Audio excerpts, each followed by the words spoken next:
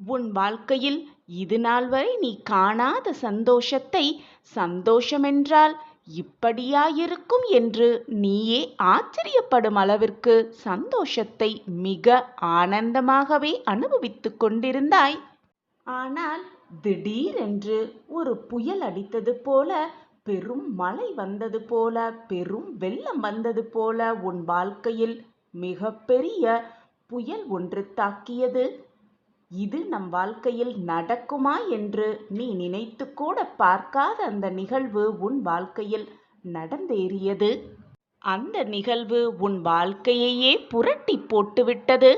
நம் வாழ்க்கையில் இப்படியாப்பட்ட ஒரு மாற்றம் வருமா என்று நீயே கண்கலங்கும் அந்த மாற்றம் உன் வாழ்வில் நிகழ்ந்தேறியது.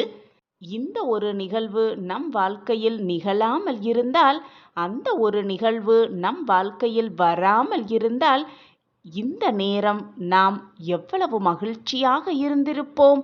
ஆனால் அந்த நிகழ்வு நம் வாழ்க்கையில் எப்பொழுது நிகழ்ந்ததோ அந்த நிமிடத்திலிருந்து சொல்லவே முடியாத துயரத்தை அனுபவித்துக் கொண்டிருக்கிறோமே. நம் வாழ்க்கையில் இப்படி ஒரு மாற்றம் வர வேண்டுமா? ஏன் வந்திருக்கிறது? இது வராமலேயே இருந்திருக்கலாமே என்று கூட உன் சிந்தனை சென்று கொண்டுதான் இருக்கிறது. பிள்ளையே, இது நடக்குமா? நடக்காமல் இருந்தால் எப்படி இருக்கும்? நடந்திருந்தால் எப்படி இருக்கும் என்று நீ நினைப்பதற்கு எதுவுமே இங்கு இல்லை. நடப்பது நடந்துதானே ஆகும். உன் வாழ்க்கையில் நடப்பது அனைத்துமே ஏற்கனவே முடிவு செய்யப்பட்டதுதான், தீர்மானிக்கப்பட்ட ஒன்றுதான்.